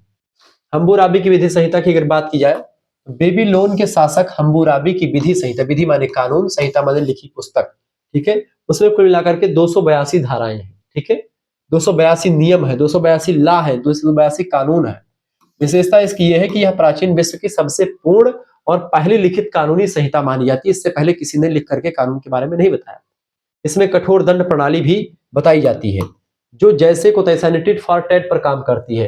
एन आई फॉर एन आई, यानी कि आंखों के बदले आंख, हाथ के बदले हाथ के सिद्धांत पर, हाथ के बदले हाथ के सिद्धांत पर काम करती है। विभाजन इसका यह है कि यह धाराएं दैनिक जीवन, व्यापार, कृषि, विवाह और अपराध जैसे विभिन्न विषयों को व्यवस्थित रूप से विनियमित करती थी। ठीक है, और इस तरीके से इसमें तमाम प्रकार के नियम कायदे थे जो हम्बुराबी के राज्य में लागू किए गए थे, और उसको लिख करके बताया गया था कि भाई अगर ये काम आप करोगे तो उसके लिए ये दंड का प्रावधान है, ये काम करोगे तो ये दंड का प्रावधान है, पूरा लिख करके बता दिया गया था हम्बुराबी। अब लघु उत्तरीय प्रश्नों के बारे में चर्चा करते हैं। लघु उत्तरीय प्रश्न, पहला प्रश्न क्या पूछा गया था आपसे लघु उत्तरीय का? वेदांग साहित्य का संक्षिप्त परिचय दीजिए।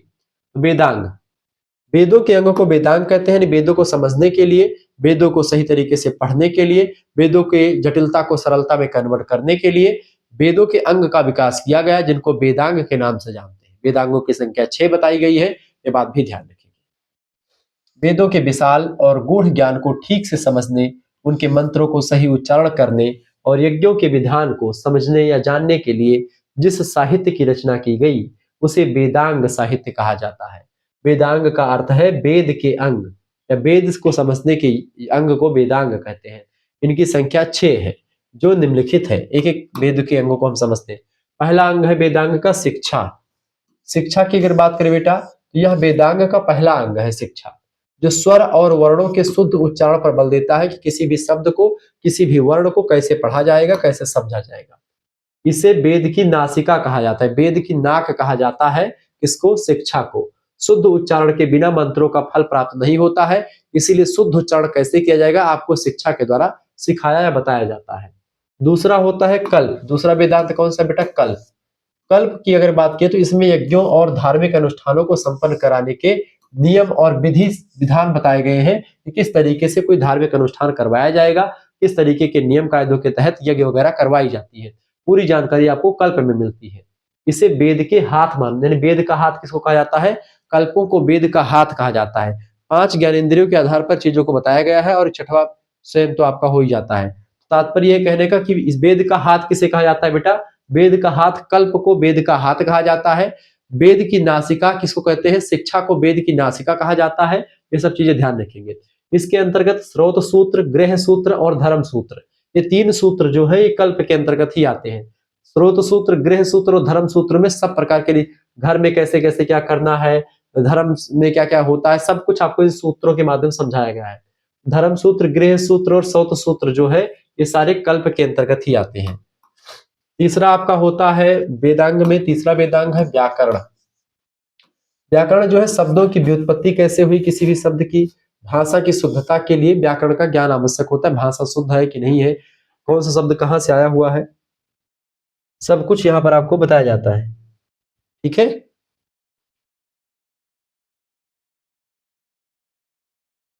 व्याकरण का ज्ञान आवश्यक है। पाणिनि की जो पाणिनि एक बहुत बड़े व्याकरण आचार्य हैं, उनकी अष्टाध्यायी इसका प्रमुख ग्रंथ है।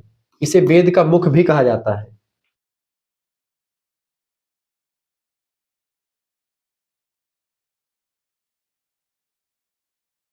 ठीक है, इसको क्या कहते हैं बेटा, वेद का मुख। वेद का मुख किसके कहते हैं, व्याकरण को वेद का मुख कहा जाता है। नासिका किसको कहते हैं, नासिका शिक्षा को कहते हैं। ठीक है, व्याकरण, कल्प को क्या कहते हैं, कल्प को हाथ कहा जाता है। और मुख किसको कहते हैं, व्याकरण को मुख कहा जाता है। चौथा आपका आता है निरुक्त। निरुक्त भी वेद का एक अंग है जिसको वेदांग कहते हैं। निरुक्त यह शब्दों के अर्थ और उनकी उत्पत्ति की व्याख्या करता है। शब्द का क्या अर्थ है, शब्द की व्युत्पत्ति कैसे हुई है, ये निरुक्त बताता है। महर्षि यास्क के द्वारा रचित निरुक्त इसका आधार ग्रंथ है। इसे वेद का कान कहा जाता है। वेद का कान किसको कहते हैं, निरुक्त। निरुक्त को वेद का कान कहते हैं। ठीक है, नासिका किसको कहते हैं, नासिका किसको कहते हैं बेटा, शिक्षा को नासिका कहा जाता है। ठीक है, कल्प को हाथ कहा जाता है, मुख कहा जाता है व्याकरण को, और निरुक्त को हम लोग क्या कहते हैं, कान कहते हैं निरुक्त को। ठीक है, और अगला आपका है छंद। छंद की अगर बात करें बेटा तो ये पांचवा वेदांग है छंद। वेदों के मंत्र छंदोबद्ध है।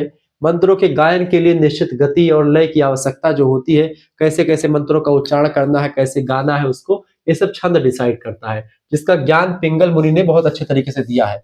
पिंगल मुनि पहले छंद के बारे में बताने वाले विद्वान है। छंद शास्त्र नाम की एक पुस्तक पिंगल मुनि ने ही लिखी है।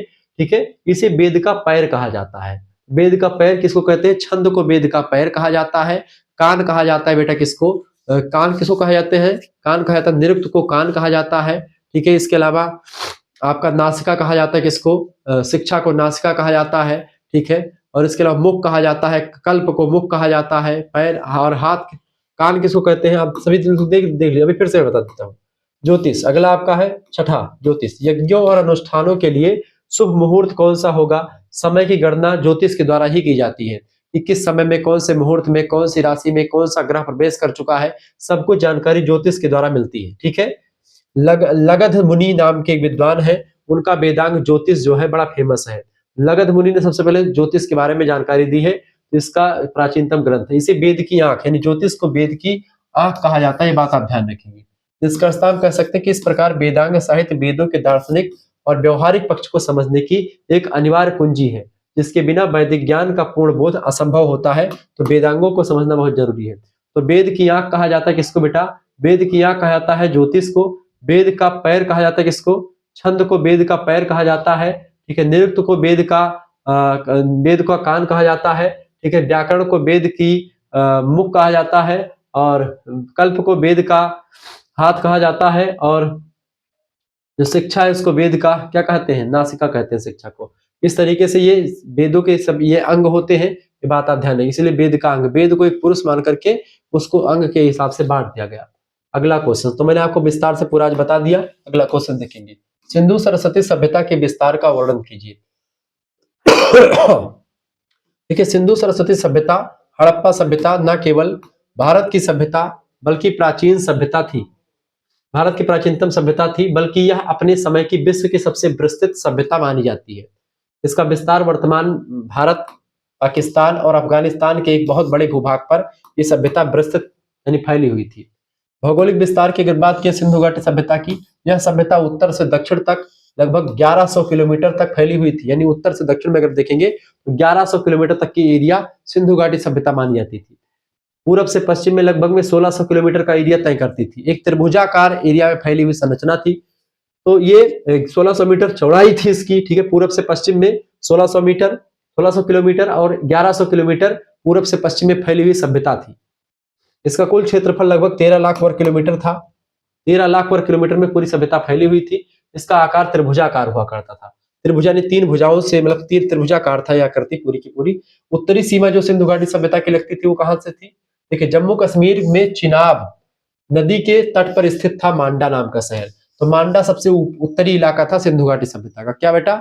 मांडा सबसे उत्तरी इलाका था सिंधु घाटी सभ्यता का।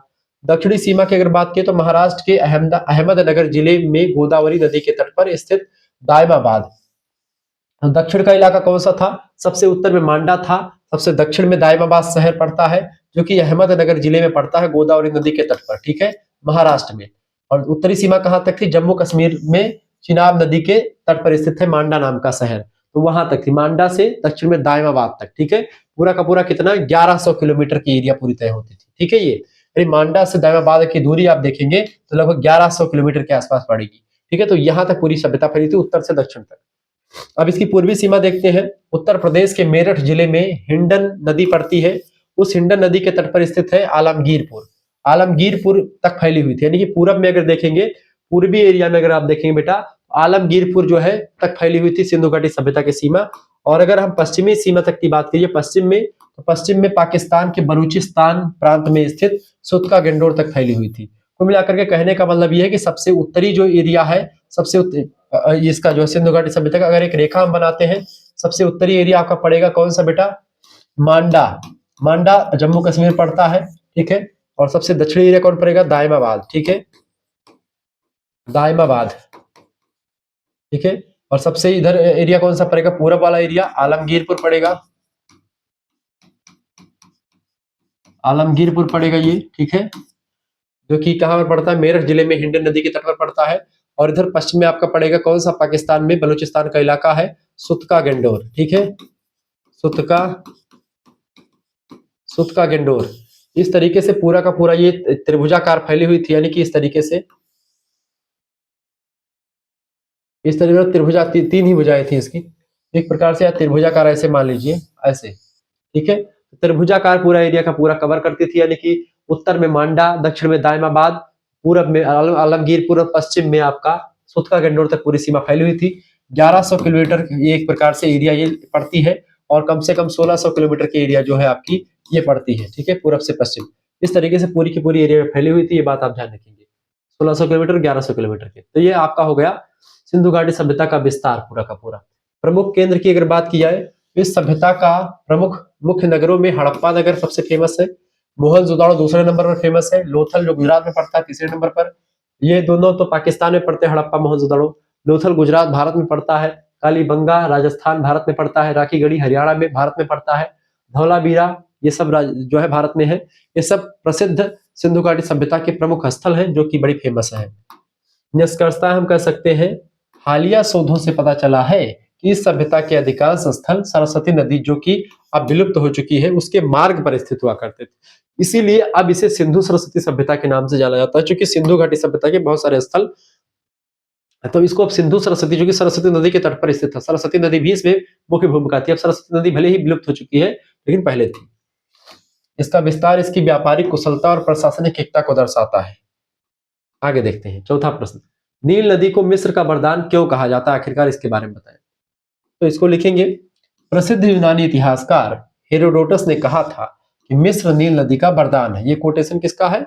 इतिहास के जनक, हिस्टोरिका पुस्तक के लेखक हेरोडोटस का। उन्होंने कहा था कि जो है मिस्र जो है किसका वरदान है? नील नदी का उपहार है, नील नदी का वरदान है। यदि नील नदी ना होती तो मिस्र का अधिकांश भाग सहारा मरुस्थल की तरह एक बंजर रेतीला इलाका बन जाता। मिस्र की सभ्यता के उदय और विकास में नील नदी की भूमिका निम्नलिखित कारणों से मानी जाती है और अत्यंत महत्वपूर्ण रही नील नदी। नील नदी नहीं होती तो आज हम मिस्र की सभ्यता को शायद ना पढ़ रहे होते, क्योंकि एक नदी जो होती है बेटा, उपजाऊ भूमि और चारा पानी सब व्यवस्थित करती है। जल पीने के लिए, कपड़ा धोने के लिए जल, सिंचाई के लिए जल, पशुओं के लिए जल, सबकी व्यवस्था करती है। उपजाऊ भूमि और कृषि, नील नदी में हर वर्ष आने वाली बाढ़ अपने साथ अत्यधिक उपजाऊ काली मिट्टी यानी सिल्ट बहा करके लाती थी।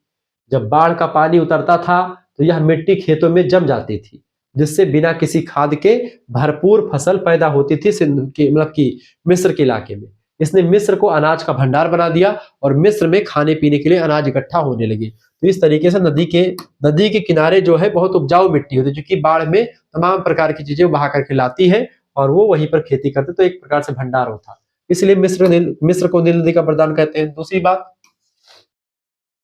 नील नदी का वरदान मिस्र को कहा जाता है। दूसरी बात, जल की उपलब्धता, क्योंकि मरुस्थलीय क्षेत्र होने के कारण से बारिश बहुत कम हुआ करती थी मिस्र के इलाके में। नील नदी पीने के लिए पानी की व्यवस्था करती थी, पशुपालन और सिंचाई के लिए जल का उपलब्धता यहाँ पर होती थी। एकमात्र शाश्वत स्रोत था नील नदी ही, चारे पानी के लिए, पशुओं के लिए पानी, ठीक है, सबके लिए।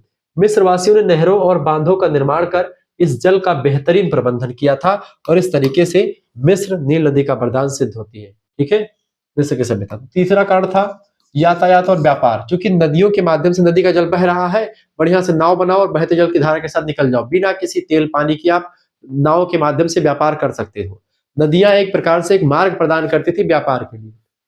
यातायात, नील नदी मिस्र की जीवन रेखा और परिवहन का मुख्य मार्ग थी।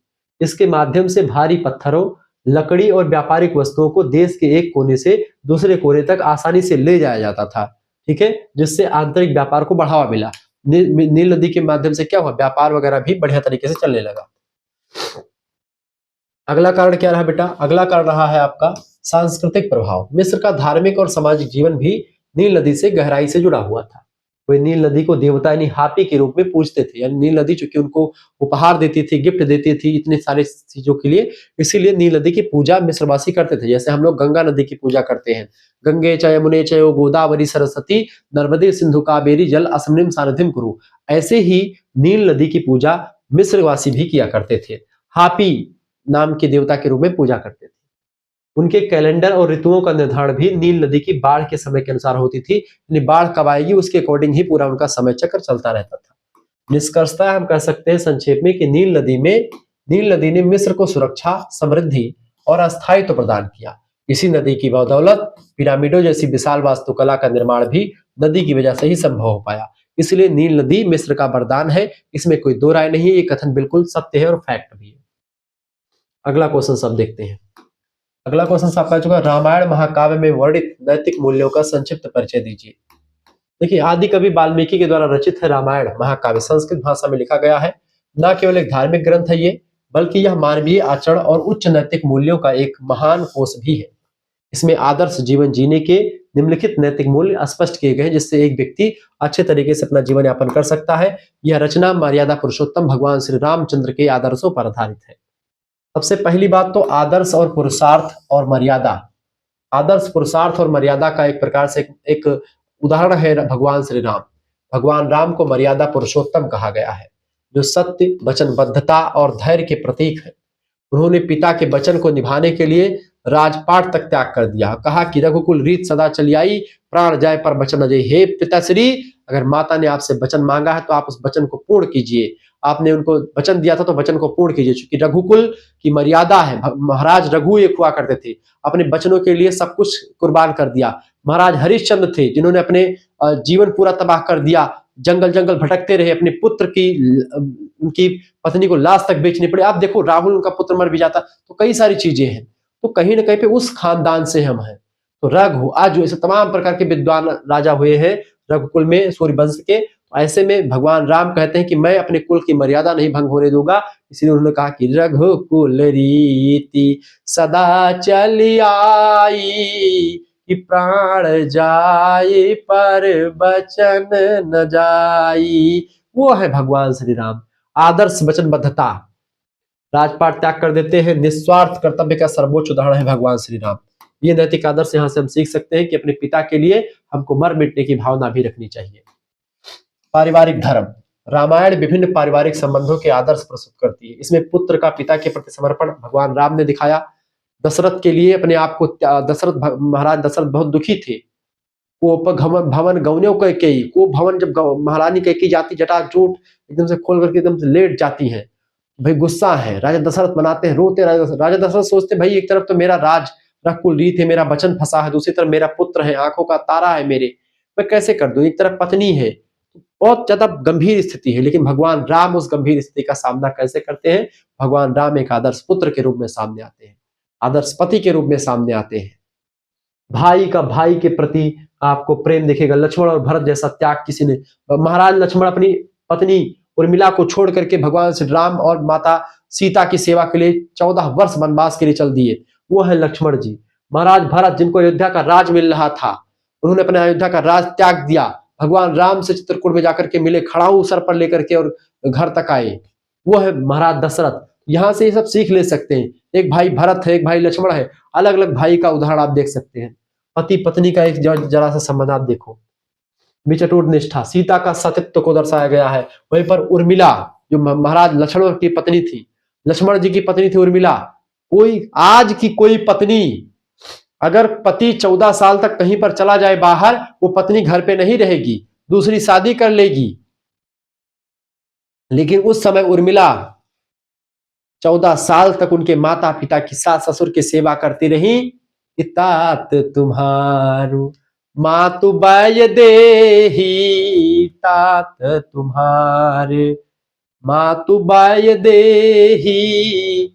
ठीक है, माता लक्ष्मण को बता देगा भाई आप पिता जैसे तुम्हारे राम हैं, और माता जो है वैदेही यानी महारानी सीता है। ये विदेह की पुत्री, विदेह मतलब कि वो किसी के शरीर से नहीं उत्पन्न होती, पृथ्वी से उत्पन्न हुई थी वो। ठीक है, इसीलिए तो लक्ष्मण ने त्याग कर दिया। उर्मिला जो है 14 साल तक उसी अयोध्या के उसी में बैठी रहती है, महाराज लक्ष्मण के आने की प्रतीक्षा करती।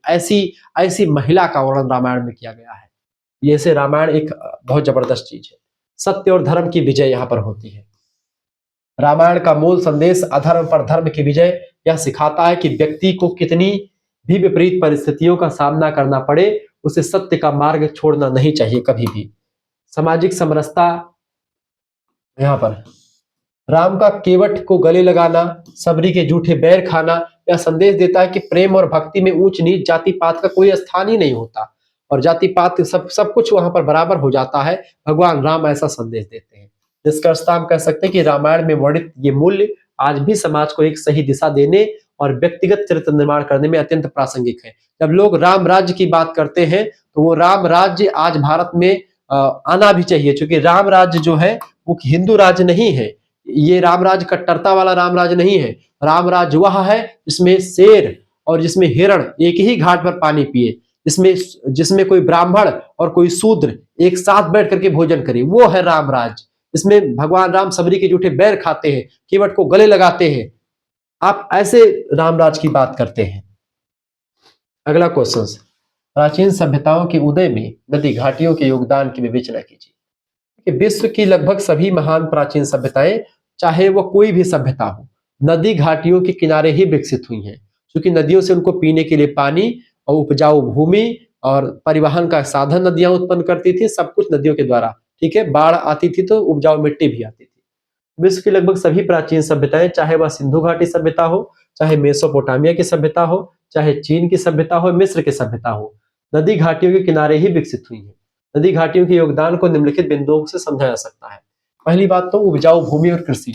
नदियां हर वर्ष अपने साथ नई और उपजाऊ जलोढ़ मिट्टी बहा करके लाती थी। इससे कृषि उत्पादन में वृद्धि हुई और अधिशेष उत्पादन यानी सरप्लस फूड संभव हुआ। यानी जैसे हमारे खाने से ज्यादा चीजें मिलने लगी हमको, और जब खाने से ज्यादा चीजें मिलेंगी तो हम व्यापार करेंगे। ठीक है, तो जिससे जनसंख्या वृद्धि और नगरीकरण में मदद मिली, और जब एक प्रकार से हमसे खाने से ज्यादा चीजें होने लगी, हम उसको बेचने भी लगे, व्यापार को बढ़ावा मिला।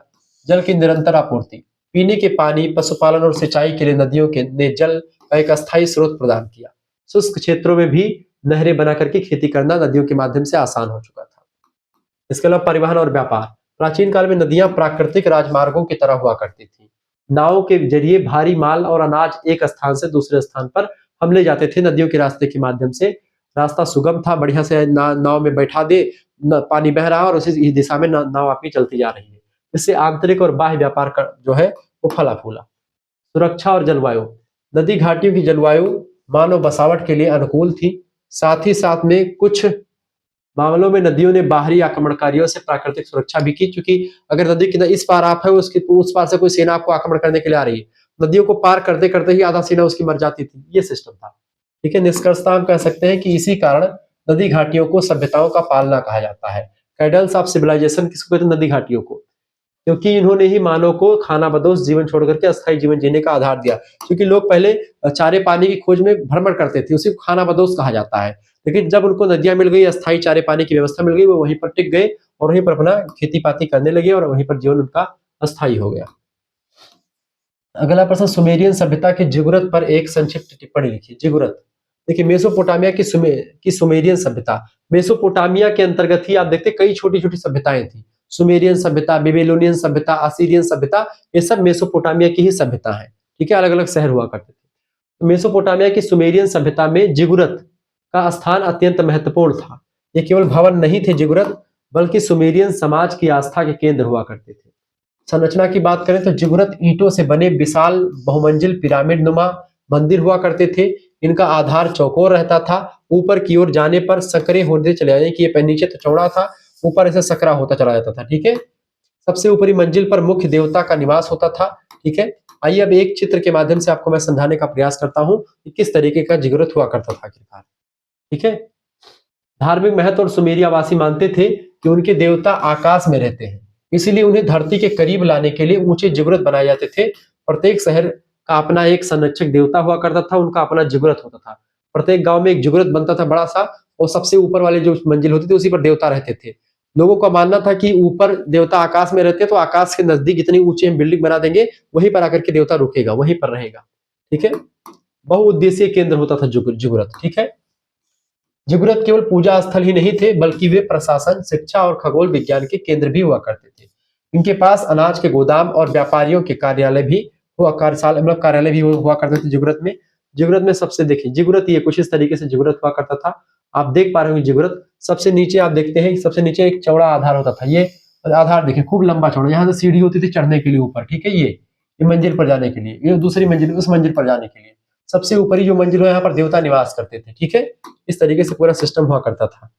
समझ में आ रही चीजें? ये जिगुरत है आपका बेटा। क्या है बेटा? ये आपका जिगुरत है। जिगुरत में होता क्या है, यहाँ पर आप देखते हैं ये लंबा लंबा बिल्डिंग, ये देखिए यहाँ नीचे चौड़ा है, लेकिन ऊपर जैसे जैसे जाएंगे पतला होता जाएगा। ठीक है, नीचे चौड़ा आपको दिखेगा, नीचे ऊपर चौड़ा, ऊपर पतला आपका होता है। ठीक है, इस तरीके से तमाम मंजिलें बने थे, जिगुरत इसी को कहते थे। यहाँ पर ना केवल पूजा के स्थल सबसे ऊपरी वाले मंजिल में देवता निवास करते थे, लेकिन इसके जो आसपास के इलाके यहाँ सब तमाम पर कहीं पर कुछ अनाज रखा, कहीं पर कुछ रखा है, इस तरीके से अलग अलग मंजिलों पे अलग अलग चीजें हुआ करती थी। ठीक है, ये जिगुरत हुआ करता था बेटा। आप यहाँ पर देख पा रहे हो चित्र में, ये जिगुरत है। आप ऐसे तमाम सारे जिगुरत देख पाएंगे। मिस्र की सभ्यता का देन। निष्कर्षतः हम कह सकते हैं कि जिगुरत सुमेरियन सभ्यता की वास्तुकला की उत्कृष्टता और उनके धार्मिक समर्पण का प्रतीक था, जो हजारों साल बाद भी उनके गौरव की कहानी कहते हैं, और आज भी ये विद्यमान है। ठीक है, अगला, कन्फ्यूशियस के बारे में आप क्या जानते हैं? कन्फ्यूशियस प्राचीन चीन के सबसे महान दार्शनिक हुआ करते थे, समाज सुधारक और विचारक भी थे। उनका जन्म ईसा पूर्व 6वीं शताब्दी लगभग में 551 ईसा पूर्व, यानी ईसा मसीह के जन्म से 551 साल पहले कन्फ्यूशियस का जन्म हुआ था। उनके विचार आज भी चीनी संस्कृति का आधार बने हुए हैं। विचारधारा की अगर बात की जाए तो कन्फ्यूशियस ने किसी नए धर्म की स्थापना नहीं की थी, बल्कि समाज में नैतिकता यानी मोरलिटी, न्याय यानी जस्टिस एंड ईमानदारी पर जोर दिया था। उन्होंने बड़ों के प्रति सम्मान यानी कि फिलियल पिटी जिसको कहते हैं, पुरखों की पूजा, मनुष्यों का परम कर्तव्य बताया, नहीं कि अपने पूर्वजों की पूजा करें, पुरखों की पूजा करें, अपने बड़ों का सम्मान करें, ये सब चीजें इसमें बताई गई थी, और बहुत ही बारीकी से चीजों को बताया गया था उसमें। ठीक है, ये बात आप ध्यान रखते हैं। आगे बढ़ते हैं और भी चीजों को जानने का प्रयास करते हैं।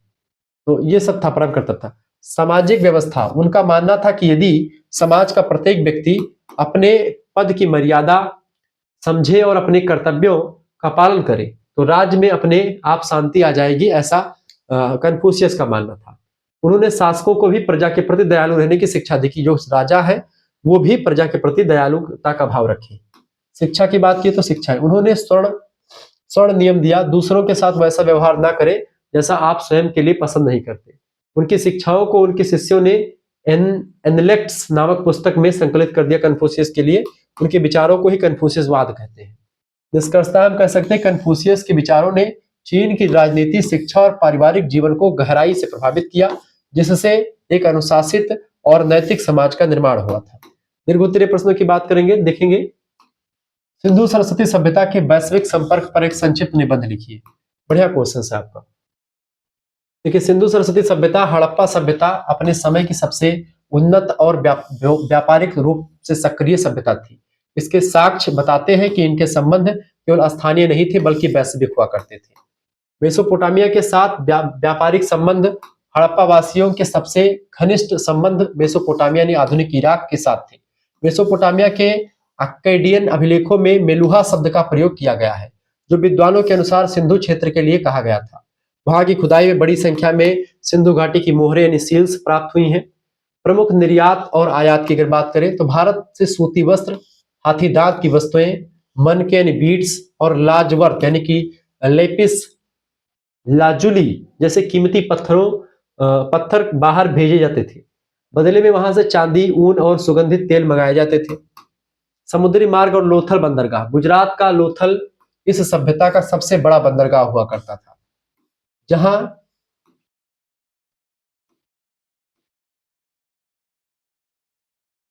जहां एक विशाल क्या था,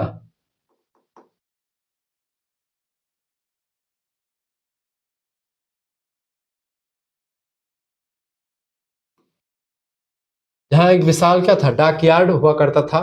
ठीक है, गोडीवाड़ा जिसको कह सकते हैं। यहाँ से फारस की खाड़ी और ओमान के रास्ते व्यापार हुआ करता था। फारस की खाड़ी की मोहरों का लोथल में मिलना इस समुद्री संपर्क की पुष्टि करता है कि भाई लोथल में जो कि कहाँ के मिला, फारस की खाड़ी की मोहरें मिली हुई हैं, इसलिए पता चलता है कि फारस की खाड़ी से और लोथल से काफी व्यापार हुआ करता था। सांस्कृतिक विनिमय भी होता था। व्यापार के साथ साथ विचारों और तकनीकों का भी आदान प्रदान हुआ। सिंधु सभ्यता के बांट माप की प्रणाली और लिपि की विशिष्टता ने समकालीन सभ्यताओं को प्रभावित किया था और आपस में बातचीत हुआ करती थी। बहुत सारी चीजें आदान प्रदान हुई, जैसे संस्कृतियां भी आदान प्रदान हुई, विचार आदान प्रदान हुए, धर्म के तमाम सारी चीजें आदान प्रदान हुई। निष्कर्षतया सिंधु सरस्वती सभ्यता एक अलग थलग सभ्यता नहीं थी, बल्कि यह प्राचीन विश्व के व्यापारिक तंत्र का एक महत्वपूर्ण केंद्र भी हुआ करती थी। ध्यान रखेंगे। अगला क्वेश्चन है सुमेरियन सभ्यता के सामाजिक और धार्मिक जीवन पर प्रकाश डालिए। सुमेरियन सभ्यता मेसोपोटामिया की सबसे पुरानी सभ्यता है। सुमेरियन सभ्यता, उसका जीवन धर्म और समाज के इर्द गिर्द बुना हुआ था। सामाजिक जीवन की अगर बात की सुमेरियन सभ्यता की, सुमेरियन सभ्यता या समाज जो था सुमेरिया का, वो स्पष्ट रूप से 3 वर्गों में बटा हुआ था। पहला था उच्च वर्ग, दूसरा था मध्य वर्ग, तीसरा था निम्न वर्ग। मध्य वर्ग जो उच्च वर्ग जो था, इसमें राजा हुआ करता था जिसको पतेसी कहते थे, पुरोहित होता था और बड़े अधिकारी आते थे। उच्च वर्ग में राजा को देवताओं का प्रतिनिधि माना जाता था इस समय। ठीक है, राजा जो है देवताओं का प्रतिनिधि है, देवता के ही इशारों पर राजा चलता है। मध्यम वर्ग में कौन आते थे समाज में? इसमें व्यापारी लोग आते थे जो खेती करते थे, कृषक लोग, शिल्पी लोग और लिपिक लोग आते थे जो कि कुछ काम करते थे लिखा पढ़ी का। ठीक है, निम्न वर्ग की अगर बात की तो इसमें दास आते थे और युद्ध में जो बंदी बनाए जाते थे लोग, उनको दास, और युद्ध में बंदी वाले लोग जो होते थे ये निम्न वर्ग में आते थे। दासों की स्थिति अत्यंत दयनीय हुआ करती थी, यानी इन पर अत्याचार भी हुआ करता था, लेकिन उन्हें कुछ कानूनी अधिकार भी प्राप्त हुआ करते थे दासों को, निम्न वर्गों को। धार्मिक जीवन, सुमेरियावासी बहुदेववादी हुआ करते थे। वे प्रकृति की शक्तियों की पूजा करते थे, यानी कि प्राकृतिक शक्तियों की पूजा करते थे। जैसे कि मुख्य देवता में अनु जो थे बेटा सुमेरिया सभ्यता के, वो आकाश के देवता हुआ करते थे। अनु आकाश के देवता थे। एनलिल नाम के देवता वायु के देवता हुआ करते थे। जैसे अपने यहाँ पर पवन देव है, ऐसे पवन देव हम जिनको कहते हैं वो लोग एनलिल को पवन देव कहते हैं। ठीक है, और एनकी जो थे वो जल के देवता थे। जल के देवता हम लोग किसको मानते हैं? वरुण देव को जल के देवता मानते हैं। ये लोग एनकी मानते थे, जल के देवता को एनकी कहते हैं। ठीक है, ध्यान रखेंगे चीजों को। और जिगुरत बनाते थे, जो मैंने आपको फोटो दिखाया भी था। जिगुरत देवताओं के निवास के लिए वे जिगुरत नामक ऊंचे पिरामिड नुमा मंदिरों का निर्माण करते थे, जहां पर देवता निवास करते थे। परलोक की अवधारणा भी इन्होंने मानी है। जैसे हिंदुओं में परलोक की अवधारणा है, दूसरे लोक में हम जाएंगे वो अवधारणा ये भी मानते हैं। वे मृत्यु के बाद जीवन में विश्वास करते थे, लेकिन उनका धर्म काफी हद तक भौतिकवादी था। वे आपदाओं से बचने के लिए देवताओं को प्रसन्न करने हेतु बलि और अनुष्ठान भी करते थे, ताकि देवताओं को बलि दे देंगे तो ऐसा प्राकृतिक आपदाएं कम आएंगी। निष्कर्षता कह सकते हैं कि सुमेरिया का समाज संगठित था और धर्म वहां की शासन व्यवस्था और दैनिक जीवन का आधार था, धर्म। ठीक है, अगला क्वेश्चन आप देखेंगे, प्राचीन मिस्र के धर्म की प्रमुख विशेषताओं का वर्णन कीजिए।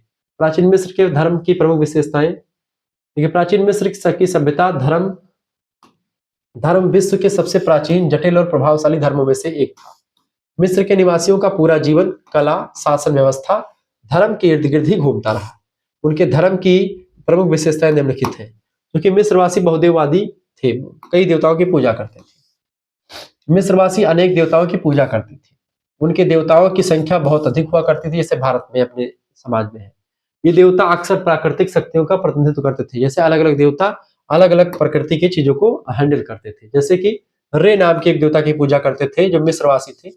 रे देवता भगवान सूर्य को कहा जाता है, जो देवताओं के राजा माने जाते थे, यानी भगवान सूर्य को देवताओं का राजा मानते थे कौन लोग? मिस्रवासी लोग। ओसिरिस नाम के एक देवता थे मिस्रवासियों में, जो नील नदी और मृत्यु के देवता हुआ, नील नदी के देवता और मृत्यु के देवता ओसिरिस नाम के देवता हुआ करते थे। आइसिस नाम के देवता जो होते थे ओसिरिस, ओसिरिस की पत्नी और प्रकृति की देवी होती थी, यानी ओसिरिस, ओसिरिस जो नील नदी के देवता है, मृत्यु के देवता, उनकी पत्नी का नाम था आइसिस। ठीक है, आइसिस जो थी ये प्रकृति की देवी हुआ करती थी। ठीक है, अगले देवता थे होरस। होरस जो देवता थे बेटा, ये आकाश के देवता थे, इनका मुख बाज जैसा था, यानी बाज के जैसा इनका मुख होता है होरस का। ठीक है, तो इस तरीके से ये देवता थे किसके? मिस्रवासियों के देवता। पशु पूजा और स्वरूप। मिस्र के धर्म की एक अनोखी विशेषता यह थी कि वे अपने देवताओं को मनुष्यों और पशुओं के मिश्रित रूप में देखते, यानी पशु और मनुष्य दोनों का मिला जुला रूप इनका होता था देवताओं का। उदाहरण के लिए जैसे अनुबिस मृत्यु का मार्गदर्शक होता था, इसका सिर गीदड़ जैसा था। अनुबिस नाम के देवता का, जो मिस्र का देवता अनुबिस, इसका मुख किसके जैसा था बेटा? इसका मुख था गीदड़ के जैसा। ठीक है, किस जैसा था? इसका मुख गीदड़ के जैसा हुआ करता था। वे गाय, बिल्ली, मगरमच्छ और बाज को पवित्र मान करके उनकी पूजा करते थे, और उनके देवताओं की शक्लें बिल्ली, बाज, गाय और मगरमच्छ या गीदड़ जैसे शक्लों से और मनुष्य की शक्लों से मिला करके बनाए जाते थे, ऐसी कल्पनाएं। ठीक है, मृत्यु के बाद जीवन और मम्मीकरण होता था, यानी कि अगर किसी व्यक्ति की मृत्यु हो जाती थी तो मम्मीकरण करते थे। मम्मीकरण मतलब होता है उसको चुनवा देते थे, पत्थरों में चुनवाने की प्रक्रिया को मम्मीकरण कहते हैं। मिस्रवासियों का मानना था कि मृत्यु जीवन का अंत नहीं बल्कि एक नए सफर की शुरुआत है। वे का और बा यानी कि आत्मा के पुनर्जन्म में विश्वास रखते थे। का बा मतलब कि आत्मा का पुनर्जन्म दोबारा से होगा। ये लोग मानते थे कि आत्मा को जीवित रहने के लिए शरीर की आवश्यकता होती है, इसीलिए उन्होंने मम्मीकरण की वैज्ञानिक पद्धति विकसित की, जिससे शरीर हजारों सालों तक सुरक्षित रहे। यानी शरीरों को मम्मी बना करके रखते थे ताकि जब भी एक प्रकार से कोई चीज हो, मतलब कि हमारे देवता फिर से जीवित हो या जीव आत्मा कोई दूसरा शरीर ना पाए तो फिर से लौट करके अपने शरीर में आता है। इन लोगों का मानना था कि मरने के बाद व्यक्ति जो होता है वो डायरेक्ट मर, उसका जीव नहीं मरता है, शरीर मर जाती है, शरीर में फिर से लौट करके वो आता है, आत्मा आती है। इसीलिए शरीर को सुरक्षित रखते थे मम्मी, यानी पत्थर में चुनवा करके, ताकि ये लोग ऐसे बचे रहे और शरीर सुरक्षित रहे, फिर से वो जीवित हो, ऐसा इन लोगों का मानना था।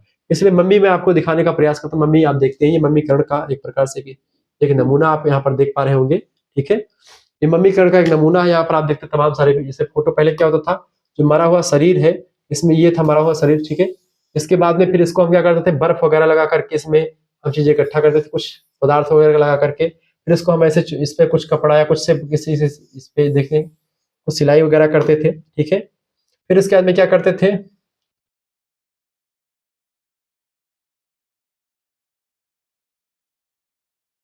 फिर इसके बाद में आप देखते हैं ये सब इसमें पूरा बांध देते थे सेट करके, देखिए। ठीक है, फिर उसके बाद में स्टेप 5 में क्या करते थे, पूरा बांध वगैरह करके हम इस तरीके से पूरा इसको फिट करते थे। ये वाला एरिया देखिए इस तरीके से इसको बना, मम्मी इस तरीके से इस पर पूरा पत्थर वगैरह लगा करके बढ़िया तरीके से सजा करके उसमें कुछ लिख करके बढ़िया से सेट कर देते थे। तो इस तरीके से मम्मी जा करके फाइनल तैयार होती थी वो वाली। एक मैं फाइनल मम्मी को आपको दिखाता हूँ।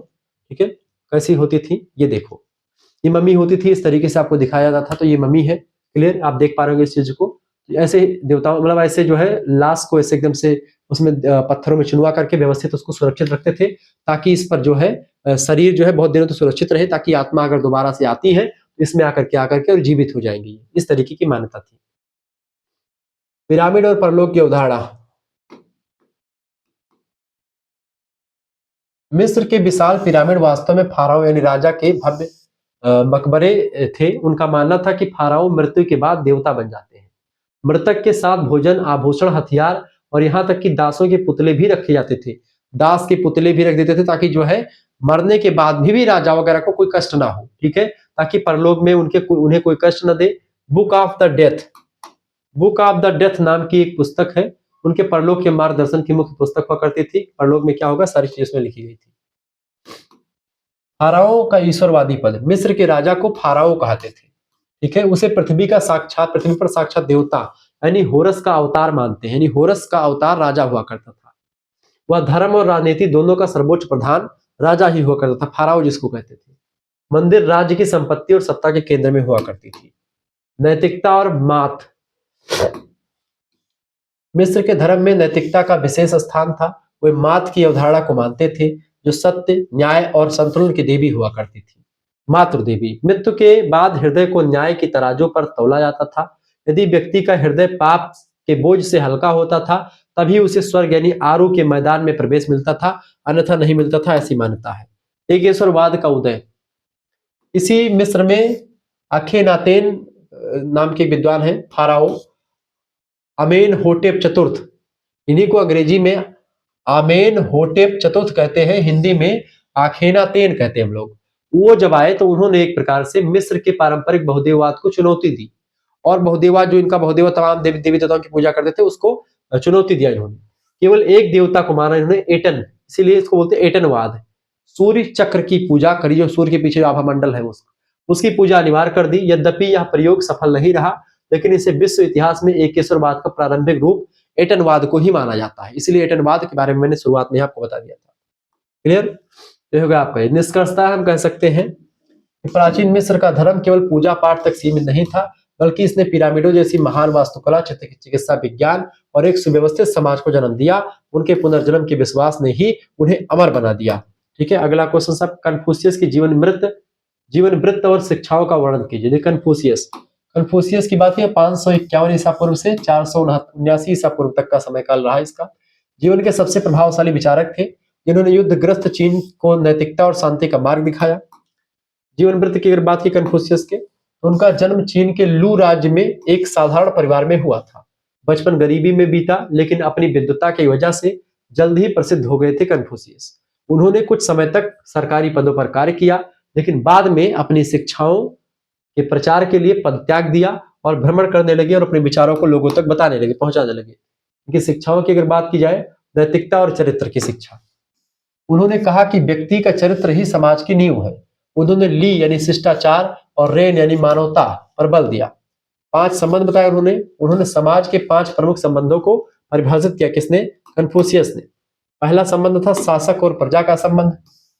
दूसरा संबंध था पिता और पुत्र का संबंध। तीसरा संबंध था पति और पत्नी का संबंध। चौथा संबंध था बड़ा भाई और छोटा भाई का संबंध। और 5वां और लास्ट संबंध था मित्र और मित्र का संबंध। यदि ये संबंध सही हो तो समाज में शांति बनी रहेगी, अगर यही संबंध सही नहीं है, समाज में शांति नहीं बनेगी। पितृभक्ति की बात भी कन्फ्यूशियस करते हैं। अपने माता पिता और पूर्वजों के प्रति पूर्ण सम्मान कन्फ्यूशियसवाद का आधार था। अपने पूर्वजों की पूजा करो, अपने माता पिता का सम्मान करो, उनका रिस्पेक्ट करो। स्वर्ण नियम, दूसरों के प्रति वैसा व्यवहार ना करो जो आप स्वयं के लिए नहीं चाहते हैं। ये कन्फ्यूशियसवाद का एक बढ़िया कोटेशन था, भाई दूसरों के प्रति वैसा व्यवहार बिल्कुल भी आप ना करें जो आपको अच्छा ना लगे। ठीक है, अगर आपके साथ वही व्यवहार हो तो आपको अच्छा ना लगे, ऐसा दूसरों के साथ व्यवहार नहीं करना चाहिए। प्रभाव इसका क्या पड़ा? उनकी मृत्यु के बाद उनकी शिक्षाओं को एनलेट्स में संकलित किया गया। कन्फ्यूशियस के विचारों ने चीन की शिक्षा पद्धति और सिविल सेवा परीक्षा की नींव रखी। निष्कर्षता यह है कन्फ्यूशियस ने कोई धर्म नहीं चलाया, बल्कि उन्होंने एक ऐसी जीवन पद्धति, एक लाइफ सिस्टम बताया जिसने सदियों तक चीन के नैतिक रूप से सुदृढ़ बनाए रखा चीन को, और चीन की नैतिकता में वृद्धि करी। इस तरीके से था कन्फ्यूशियस। ठीक है, ये बात ध्यान रखेंगे। अगला क्वेश्चन आप देखेंगे तो ये सारे प्रश्न आपके लिए मैंने आपको लगभग बता ही दिए हैं। पूरा पेपर के सारे क्वेश्चन आपके हो गए हैं। चलिए ये भी क्वेश्चन आप देख ही लीजिए। प्राचीन मिस्र की सभ्यता की शासन व्यवस्था पर प्रकाश डालिए। देखिए, प्राचीन मिस्र की शासन व्यवस्था विश्व की सबसे व्यवस्थित और प्राचीनतम प्रशासनिक प्रणालियों में से एक थी। यह व्यवस्था पूरी तरह से केंद्रीकृत यानी सेंट्रलाइज थी, और इसका स्वरूप ईश्वरीय राजतंत्र था। जैसा था वो, जहां धर्म और राजनीति एक दूसरे से गहराई से जुड़े हुए थे। इसकी प्रमुख विशेषताएं निम्नलिखित हैं। फाराओ, मिस्र का राजा फाराओ कहलाता था। उसे साक्षात सूर्य देवता यानी रे का पुत्र होरस का अवतार मानते थे। ठीक है, रे को। असीमित शक्तियां, वह राज्य का सर्वोच्च सेनापति, प्रधान न्यायाधीश, मुख्य पुरोहित होता था। उसकी आज्ञा ही अंतिम कानून मानी जाती थी। किसकी आज्ञा? तो वो थी फाराओ यानी राजा ही सर्वोच्च था। धार्मिक भूमिका, फाराओ का मुख्य कर्तव्य मात यानी न्याय और संतुलन को बनाए रखना होता था। दूसरा होता था वजीर यानी चांसलर। वजीर या चांसलर की अगर बात करें बेटा, प्रशासन, फाराओ के बाद सबसे महत्वपूर्ण पद जो था प्रशासन में, वो था वजीर का पद। राजा का मुख्य सलाहकार हुआ करता था ये वजीर। कर वसूली यानी टैक्स कलेक्शन करना होता था। शाही अभिलेखों का रख रखाव करना हुआ। देश की प्रमुख निर्माण परियोजनाओं जैसे कि पिरामिड का निर्माण करना हुआ, उसकी देखरेख जो होता था वजीर की जिम्मेदारी हुआ करती थी। प्रांतीय प्रशासन जो होता था, लोकल एडमिनिस्ट्रेशन की अगर बात की जाए, शासन की सुविधा के लिए पूरे मिस्र को कई प्रशासनिक इकाइयों में या प्रांतों में, छोटे छोटे इलाकों में बांट दिया गया था, जिन्हें नोम्स कहा जाता था। प्रत्येक प्रांत का मुखिया नोमार्क कहलाता था, जिसकी नियुक्ति फाराओ के द्वारा की जाती थी। राजा स्वयं जो है इन मुखियाओं की यानी नोमार्क की नियुक्ति करता था। इनका मुख्य कार्य था स्थानीय स्तर पर कानून व्यवस्था बनाए रखना और सिंचाई का प्रबंधन करना। लेखक और लिपिक वर्ग था। मिस्र के प्रशासन की रीढ़ यहाँ के लिपिक हुआ करते थे। लिपिक माने बाबू। क्योंकि अधिकांश लोग अनपढ़ थे, इसलिए लिपिकों का स्थान बहुत ऊंचा हुआ करता था। जो पढ़े लिखे थे वो बड़े उच्च पद पर होते थे। वो खेती की उपज का हिसाब रखते थे, कितना उपज हुआ, कितना कर लगेगा, निर्धारित करते थे और सरकारी आदेशों को लिखा करते थे। ठीक है, ये इनका काम था। सैनिक और न्याय व्यवस्था। मिस्र के पास एक शक्तिशाली अस्थायी सेना थी जो सीमाओं की रक्षा किया करती थी। न्याय व्यवस्था काफी हद तक पारंपरिक नियमों पर ही आधारित थी और राजा के विवेक पर ही डिपेंड होती थी। राजा अपने विवेक और अपने पुराने नियम कायदों के अनुसार ही निर्णय देता था। मुकदमों की सुनवाई अक्सर स्थानीय अदालतों में होती थी, जहां बुजुर्ग और अधिकारी जो होते थे वो न्याय किया करते थे कि किस तरीके से किसी का न्याय होगा। निष्कर्षतः हम कह सकते हैं कि प्राचीन मिस्र की प्रशासनिक व्यवस्था इतनी सुदृढ़ थी कि इसने हजारों वर्षों तक उस महान सभ्यता को स्थिरता प्रदान की। फाराओं के प्रति अटूट श्रद्धा और अधिकारियों के अनुशासित तंत्र ने ही पिरामिडों जैसे विशाल स्मारकों का निर्माण संभव बनाया। इस तरीके से आप लोगों ने तमाम सारे प्रश्नों को देख लिया। मिलते हैं फिर नेक्स्ट वीडियो में। उससे पहले जान लीजिए, अगर आपको जुड़ना है हमारे साथ 9984 039 139 पर आप एसएमएस कर दीजिएगा। व्हाट्सएप पर क्या एसएमएस करेंगे? अपना नाम, अपनी यूनिवर्सिटी का नाम, अपने सब्जेक्ट के नेम और आपके सेमेस्टर, अपने सेमेस्टर का नाम लिख करके भेज दीजिएगा। फर्स्ट एंड सेकंड दोनों सेमेस्टर की फीस मात्र कितने रुपए की गई है? 150 रुपए में फर्स्ट एंड सेकंड दोनों सेमेस्टर का आपको मिल जाएगा। ठीक है, केवल फर्स्ट सेमेस्टर का लेंगे, फर्स्ट सेमेस्टर का 100 रुपए फीस है। केवल सेकंड सेमेस्टर का फीस भी 100 रुपए है। जिनको जुड़ना हो जुड़ सकते हैं, लेकिन दोनों का एक साथ लेंगे तो 150 रुपए में ही आपको मिल जाएगा। फीस कैसे जमा करनी? जैसे आप इस नंबर पर व्हाट्सएप पर एसएमएस करेंगे, इतना सारा नाम, यूनिवर्सिटी का नाम, सब्जेक्ट नेम सब लिख करके भेजेंगे, आपके पास एक क्यूआर कोड इसके अंदर भेजा जाएगा। उसी पर आपको मात्र, अगर दोनों सेमेस्टर का जुड़ना है तो 150 रुपए फीस लगेगी। सभी सब्जेक्ट का मिलेगा, यानी फर्स्ट सेमेस्टर का नोट्स मिलेगा और सेकंड सेमेस्टर का पूरा 6 महीने तक की तैयारी भी इसमें आपको होती रहेगी। पीडीएफ नोट्स के लिए ही है। पीडीएफ नोट्स जो आपका चल रहा है, ये सब पीडीएफ नोट्स के लिए ही ग्रुप पूरा व्यवस्थित किया गया है, ये बात ध्यान रखेंगे। यूट्यूब पर आप वीडियोस हमारे शुक्ला एचडी पॉइंट पर देख सकते हैं। ठीक है, पीडीएफ आपको मिल जाएगा, सब कुछ सारे पीडीएफ मिल जाएंगे सभी सब्जेक्ट के, तो आप आसानी से प्राप्त कर पाएंगे। और ध्यान रखेंगे, इस नए चैनल को आप लोग सब्सक्राइब कर लीजिएगा। आपका नया चैनल है, बात ध्यान रखेंगे। तो आप जैसे इस स्कैनर में फीस जमा करेंगे, तुरंत आप स्कैनर फीस जमा करके आप स्क्रीनशॉट भेज दीजिएगा पेमेंट का। उसके बाद आपको जोड़ दिया जाएगा ग्रुप से। तो आपका 6 महीने तक की पूरी तैयारी आपकी सेकंड सेमेस्टर की भी और फर्स्ट सेमेस्टर का आपको मिल जाएगा 150 रुपए में।